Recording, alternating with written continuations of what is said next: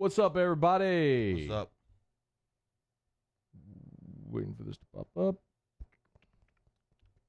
I'm going to share the post. We'll roll. Yeah, there it is. Boop. Debut edition of Bourbon Dictionary. A lot of people have been asking. This is Taylor, by the way. A lot of people. We're on that camera. What camera? That camera? Straight away, yeah. So a lot of people have been asking, hey, man, when are you going to do that bourbon podcast you were talking about? Well, right now is when we're Well, going to we do did it last week. Yeah, we're not going to mention that on the pod when we start formally. We're not going to mention that, but we did. We recorded it last week, and yeah, It was a good practice, it was pretty good. even though I have no idea what I said. It's probably a good thing. You know what I mean. So, hi, Joe. We're on Facebook Live. I'm just sharing this post real quick. We're about to get started. Are you good? Are you having a good day? Is it live on Facebook right now? Mm-hmm. So, do you want to promote the thing tomorrow? I'd say we just do it. Yeah, it's doing it right now before we start. So tomorrow at Perkins Road, Calandros, we're doing a tasting. It's going to be pretty much all alcohol, a ton of whiskey though. Matt likes that. Yeah, bro. But we're going to have wine, flyer. beer, all kinds of stuff. But from 5 to 8 tomorrow, we're just going to be hanging out. Here it is. Nothing formal. Just show up, drink free stuff, eat free stuff. We should have some food samples, I think. I'm not sure, but definitely going to be able to drink some free stuff and hang out. Jay Dakota will be there. Matt will be there. So First annual preseason tailgate. Some people are getting on me because you called it the first annual because it can't be the annual if it's the first. It's just the first. Next year it could be the second annual, right? because everybody on social media sucks. Not everybody. But anyway, so there's the details right there. You can go to the Calandros Facebook page to learn more, but just come out. It's free. They'll have tons of freebies and stuff 5 days. So I won't get there till after the show, till after AFR. But so go to the Calandros Facebook page and you can get more info on it. All right, so this is the inaugural edition of Bourbon Dictionary. We're going to get started in just a second. Let me go back to this. If y'all want to ask questions, if you're watching on Facebook, if you want to ask questions or weigh in, feel free to do that. Might get to some. Hadn't necessarily planned to do that, just had it populate here. But This is on 104.5. correct. I just shared the page. Too. Okay. All right, you ready? Yep. All right, here we go. In 3, 2. All right, the maiden voyage. We're often at it. We're calling this podcast Bourbon Dictionary. Get it? Kind of like Urban Dictionary. Kind of like But Bourbon Dictionary. I'm Matt. He's Taylor Calandro. What's up? We actually asked for a bunch of name suggestions for the podcast and got, I guess I knew that this was going to be a good idea when we got several hundred suggestions just for the name of this damn thing. Right. Yeah. It is kind of, you've been around this a long time, like not only whiskey, but just spirits in general because of your family. But it is kind of amazing, I guess, in the relatively recent history of how much of a thing like whiskey culture has become. It's insane. So give me a little bit of a time. So let's go back and sort of do our origin stories. I'll get into mine, but yours is a little obviously deeper rooted because of your family. For those who are maybe just finding this or don't know anything about you or your family, give us the background. So my family, my grandparents started Calandros in Baton Rouge in 1941. It was a little convenience store. My grandfather and my grandmother, which are both deceased now, my dad's parents, grew to our first location at Government Street right down the road. And in 2000, we opened Perkins Road, so we have 2 locations. So we've been around for 78 years. And when you go into either Calandro's location, I mean, one thing that obviously pops is just the wine and the spirits selection. It's just massive. So, like, when did that become the thing, or was there a moment when it became a thing where you're like, all right, this is the thing we're going to do? Well, we've always been into different products. Like, my dad's always been into different products, and I'm the same way. Our liquor, spirits, wine selection has always been good, starting with my Uncle Charlie at Government Street. He's a big wine guy. But our groceries and specialty foods and stuff have always been way different than a lot of people around town, too. We've always prided ourselves on having a good selection of different things that you can't find anywhere. So that just kind of just parlayed into alcohol and spirits, and we're just kind of riding the wave. Yeah. So the trend wave. So, like, I was always the Jack and Coke guy, right? So all the way from college through, it's just what I always did: Jack and Coke, Jack and Sprite, whatever. Who didn't? Right. I mean, that was just kind of like, it was easy. It was affordable. When I'll go second, but I'm more interested in where you start. Like, when in your life do you recall like starting to get into tasting different whiskeys and like exploring that whole category? I would say it's probably about 5 years ago. The thing that really opened my eyes was my first trip to Louisville with my dad and our old liquor manager, CJ. I went to Jim Beam. We picked a couple. We picked 3 Knob Creek barrels, I think, that day. Those were some of our first barrel picks. We had some Four Roses picks before then, but that was our first trip to a distillery to actually pick barrels. And after that, man, I was hooked. Once you go to bourbon country, it's hard not to appreciate what they do on a daily basis and to love it and just to be around it. The smell at a distillery is unbelievable. It just feels like bread baking the whole time, basically. So, makes sense. All the grain, yeah. All the grain, but then you're tasting whiskey in a rick house with just barrels piled to the ceiling. The smell is incredible. Just everything about whiskey culture I fell in love with. So is that why? So, but this is what is kind of amazing though, because when would you say, decade, longer, that you all have noticed in the store that the culture has grown where people are seeking this stuff out now? Well, I mean, you were telling me once, just take Pappy for example. Like, now it's impossible. Just go 15 years ago. You could find get it on the shelf. You get it on the shelf. You could literally pick it up on the shelf. Now, like, people go to the raffle at Calandro's and other places, and it's like you get 2,000 people, 1,000 people in the store hoping to get their number picked so they could buy it at cost at $200 a bottle. So last year we had like 450 people for Pappy. We had like 20 total bottles, probably 15, 20 total bottles. 450 people there for 15, 20 total bottles.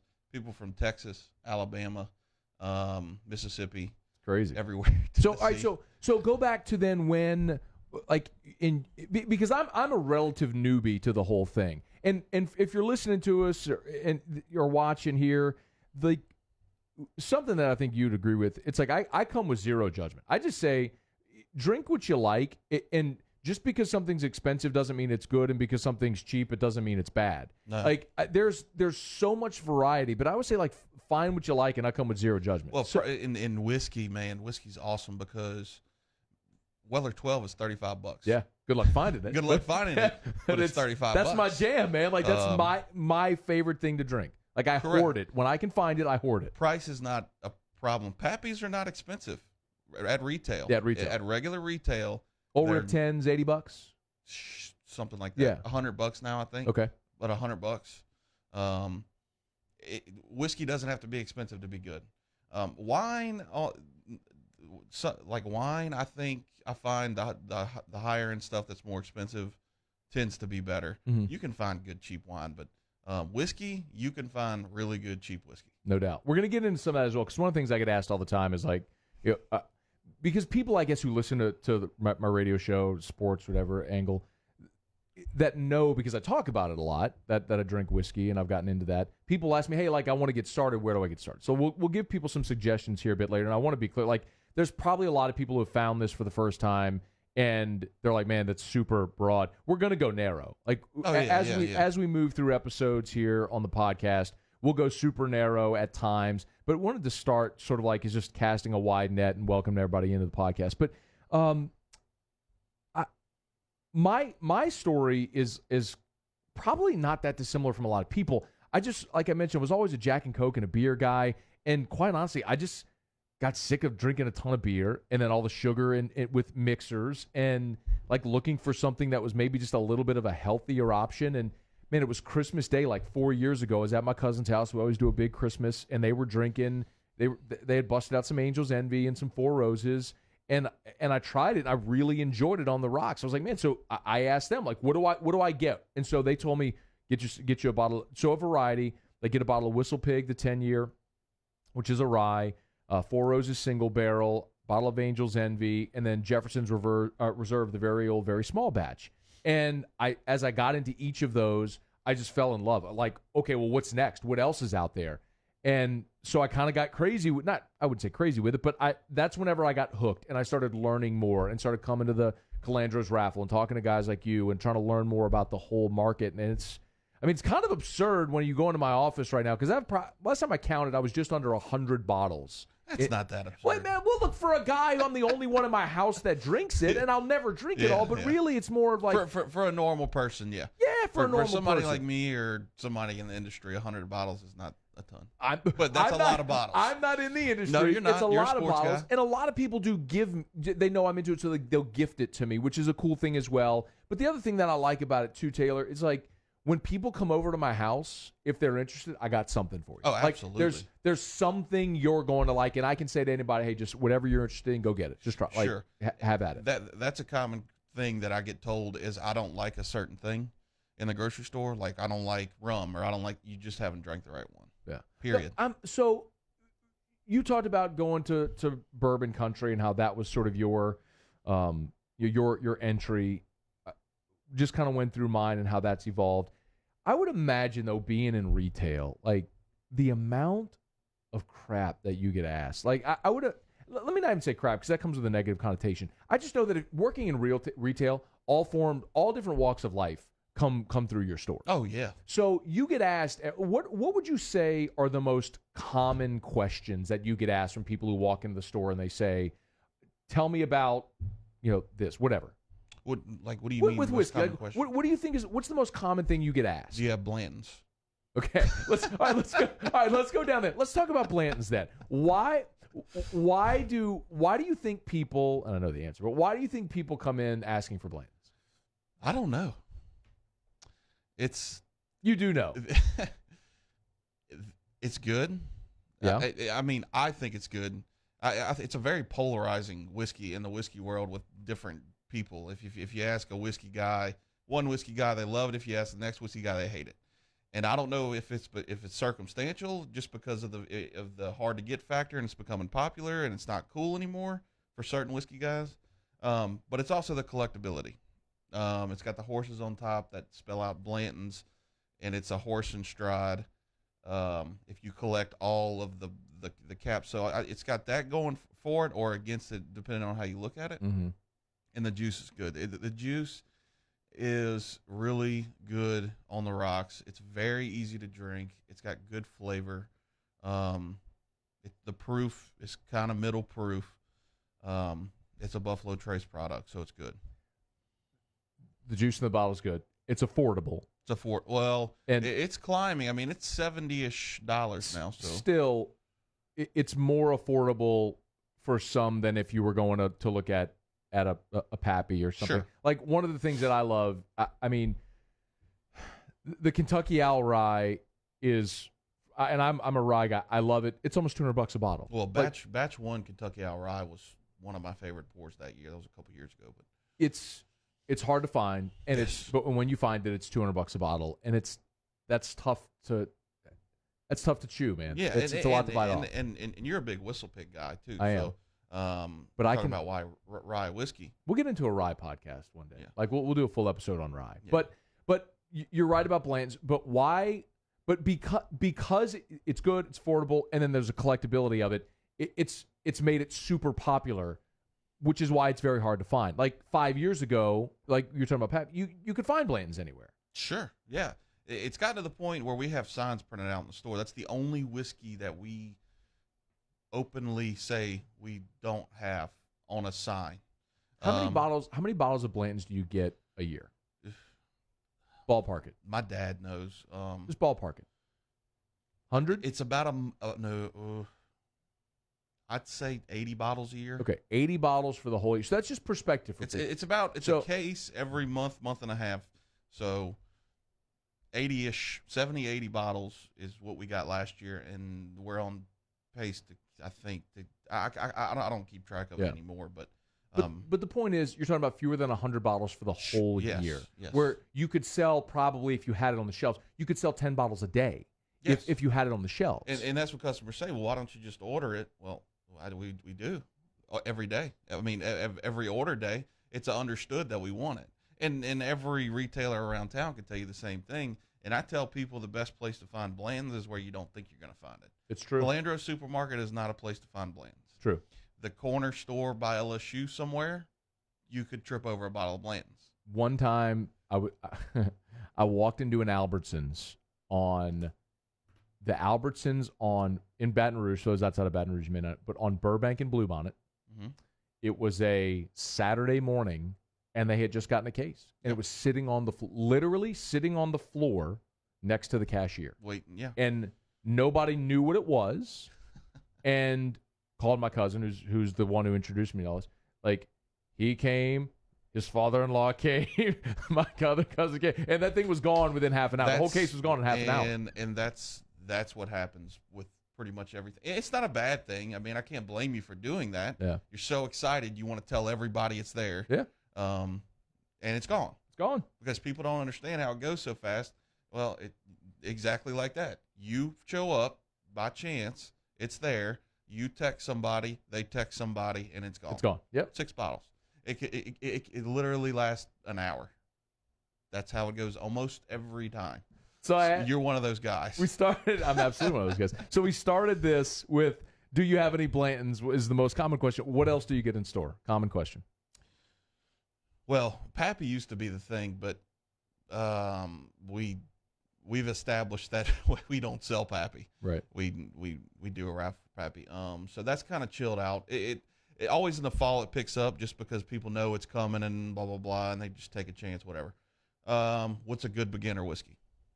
That's a really common question that I get asked. Or is this good? I get asked that question a lot. Do you have trouble answering that question honestly? Like if you think something's bad but you have it on the shelf? No. What's one that's maybe popular that people ask about often that you don't have a problem saying it's not good? Ooh, I have to think about that. I don't know.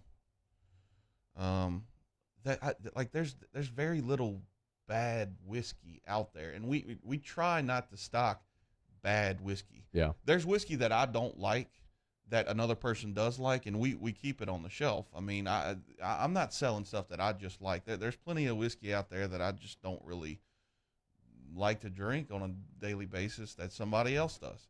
But that doesn't mean I'm not going to sell it. There's a couple other avenues I want to go. And you touched on one where I wanted to wrap up, which was people ask, what's a good starter whiskey? And I do want to get into that. We'll give some suggestions. But the other thing where we kind of started the day also is the idea that just because something is expensive doesn't mean it's good, and just because something is cheap doesn't mean it's bad. Correct. Like one of my favorite things to drink is Elijah Craig Small Batch. Sure. It's like $30. Yep. I think it's full flavored. It's got like a ton of body. I really enjoy that. I can drink it neat. I can drink it rocks, and it's $30. Like I can keep that on my bar all year. I'll never have trouble finding it, and it's fantastic. It's 94 proof. It's got great flavor. We've done 7 single barrels of Elijah Craig in the last 2-ish years, and we've sold out of all of them. They've all gotten really good reviews. The juice that Elijah Craig's been putting out in that small batch is awesome. In the single barrel too. The flip side of it is, and I don't know if you have one that you'd throw out, but I can tell you, early whenever I started getting into whiskey and was really excited, I would go hunting for things that might be new or different. And what happened is I ended up spending money on things that I hated. Yeah. So I would always recommend to anybody, if you're starting, sample. Like if you go into a store, a lot of times, like, I don't know, I know y'all have certain bottles that are open. Like sometimes you can ask a clerk, like, hey, can I try this? Like, do you have a sample? And if not, go to a bar that may have a bottle. And like there's places in any town that has a huge selection. Go buy a drink and see if you like it. And that's one of the good things about Baton Rouge. We've got a few bars in town that really stock a ton of whiskey. Oliver Twist is one. Absolutely. Cove is one. Yep. Where else? What else? Hayride Scandal. Hayride Scandal. But the point is, those are 3 just in Baton Rouge. So no matter where you're listening, like there's some place in your city, wherever you live, that has this culture where you can go and try stuff and do it before you buy it. I bought a bottle of it, and I'll tell you, I don't shop at the place anymore that sold me this because I felt like they saw me coming, right? Like I was looking for something new, and they pushed something on me that was garbage. And it's the new Southern Revival from High Wire Distilling in South Carolina. Their selling point is like it's this Jimmy Red Corn is, and that's the big and I can't give it away, man. Yes. Like it's I paid $100 for the bottle thereabouts, maybe like $98, something like that, and it's just sat on my bar ever since. I can't stand it. Nobody wants to drink it. You paid $100 for Jimmy Red Corn.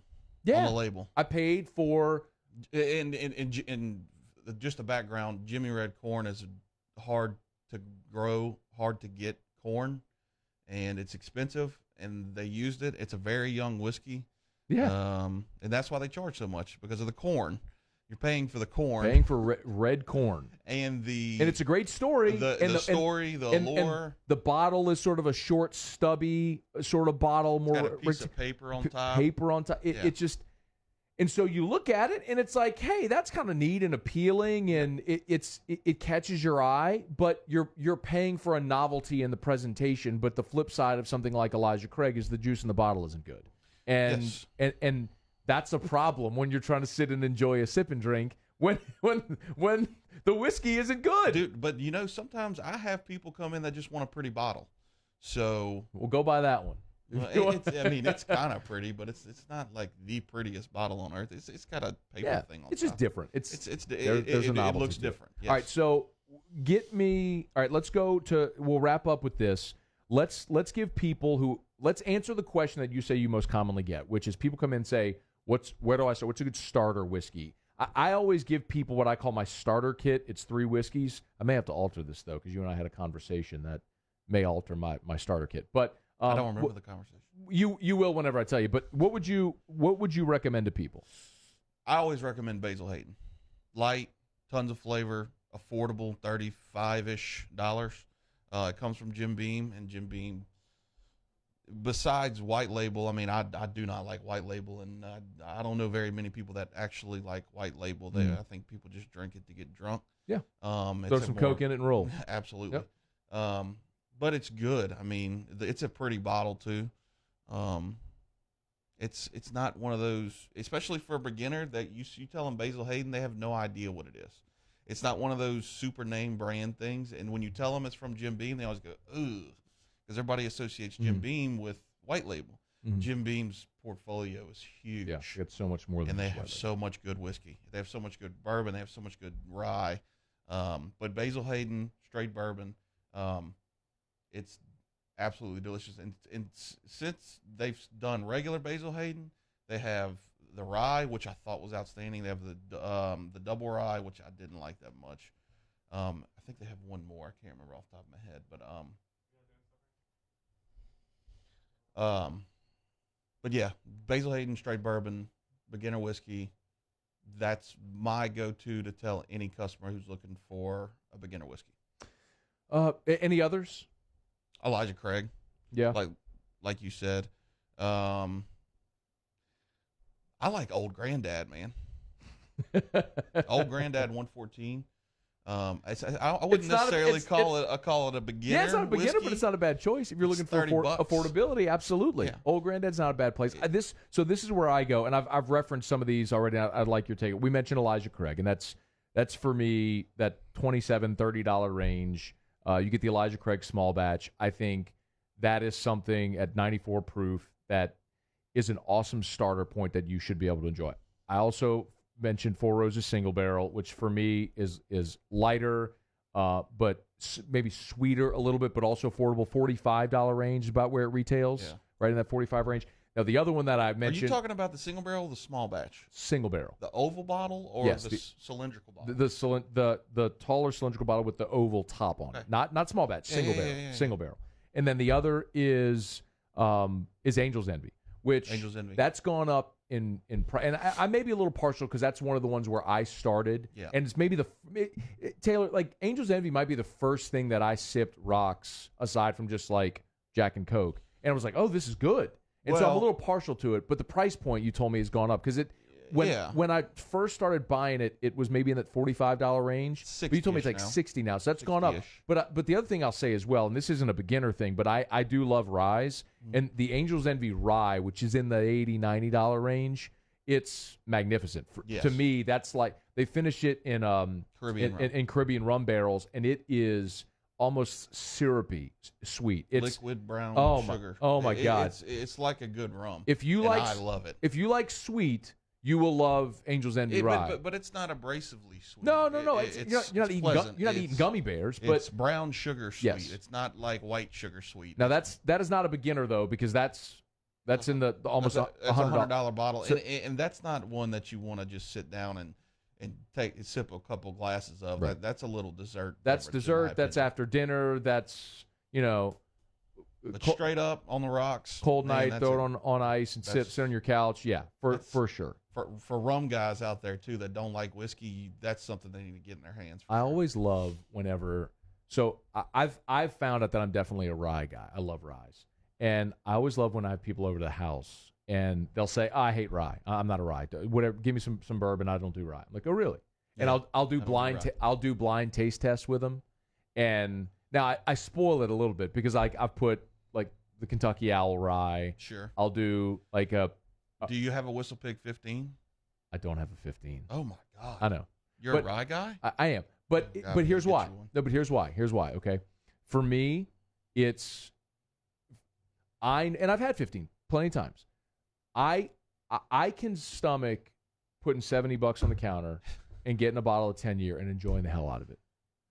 And I love the 12-year as well. And it's like at some point you just go, okay, where's my sweet spot where I know I'm going to enjoy this tremendously. Matt, Is 20 or $30 really that big of a deal? Not really. Matt is basically saying what every guy says when he comes into the grocery store is, my wife won't let me spend this much that's money. not true. That's not true. Okay, that's not true to me. Now, maybe I believe that might be true for some, but I'll tell you this The amount much. of times I hear that a week is hilarious. So I don't spend money on things. I really don't. I don't either. I mean, I spend money Food and on bills. Bill, and then my Erica and but like I don't have a lot of hobbies that I spend money. So, and I don't always go buy clothes or different things that guys typically. I don't hunt or fish, or like I don't have a lot of money in guns or ammunition or a hunting camp or a fishing boat, or I don't do any. Golf?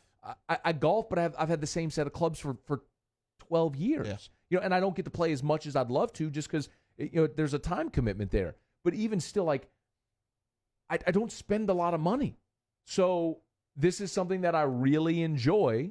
And if I want to go buy an $100 bottle here, I will. Yeah. If I find the Kentucky Owl Rye, I see a $200 bottle, I'll go grab it. I won't do that, but I'm in a different position. You also got, dude. I've been in the back of your store. Yeah, man. but it's also the same thing with you. I spend money on sporting events, golf, and I hunt. But you probably get free tickets to sporting events. I don't even get to go to sporting events anymore. Like I do so much pre and post game work. It's all work. It's like I don't like LSU. I don't even get to go to a game as a fan. So like the whole idea of tailgating and buying tickets and going and travel, like I'm working.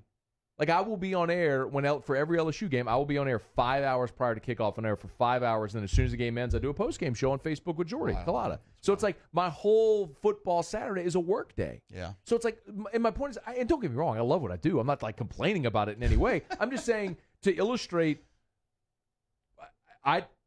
this is where my disposable income goes because I really enjoy it as a hobby.